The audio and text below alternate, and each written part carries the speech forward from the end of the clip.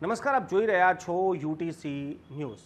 ભારતીય જનતા પાર્ટીની સ્થાપના ભલે ઉત્તર પ્રદેશથી થઈ હોય, પરંતુ ભારતીય જનતા પાર્ટીને સૌથી વધુ સફળતા એ ગુજરાતથી મળી છે।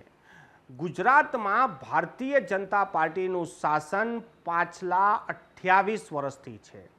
જિલ્લા પંચાયત હોય કે મહાનગરપાલિકાઓ હોય, ત્યાં પણ ભારતીય જનતા પાર્ટીનું વજૂદ છે।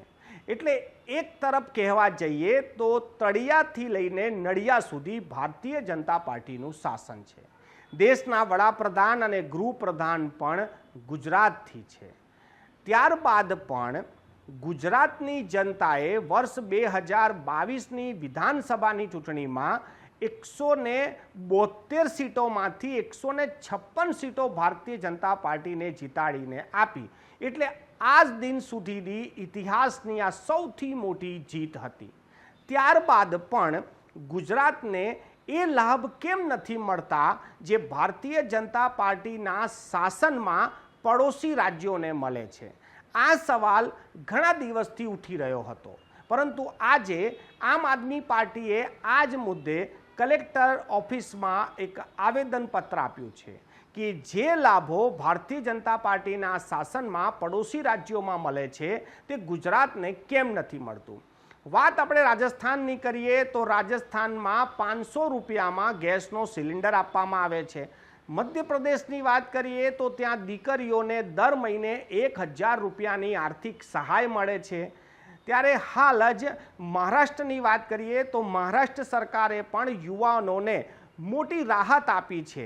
જે બેરોજગાર યુવાનો છે તેમને પણ મોટી રાહત આપી છે। મહારાષ્ટ્રની વાત કરીએ તો ત્યાં પણ ભારતીય જનતા પાર્ટીની ગઠબંધનની સરકાર છે।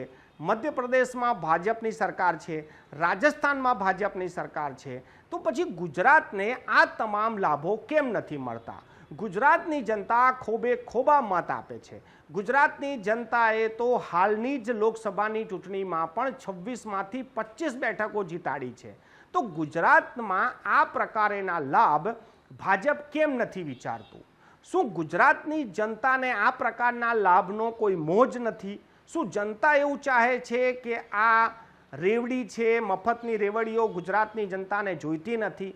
કે પછી ગુજરાતના નેતાઓ ગુજરાતમાં એવું માની બેઠા છે કે આ તો ભાજપના જ મતદારો છે, તેમને કોઈ રાહત આપો કે ના આપો તે આપણા જ છે?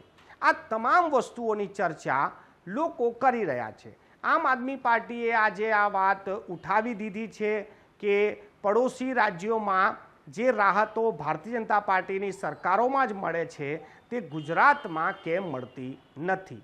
જો તમે પણ ગુજરાતના મતદાતાઓ છો અને તમારા મનમાં પણ આવા કોઈ સવાલો ઊભા થઈ રહ્યા છે કે રાજ્ય સરકારે પડોશી રાજ્યોની જેમ આ રાજ્યમાં પણ નાગરિકોને સીધી કંઈક રાહત આપવી જોઈએ, મહિલાઓ, દીકરીઓ અને યુવાનોને આ પ્રકારની સીધો લાભ મળવો જોઈએ, તો તમે નીચે કોમેન્ટ બોક્સમાં તમારી જે પણ રાય હોય તે લખી શકો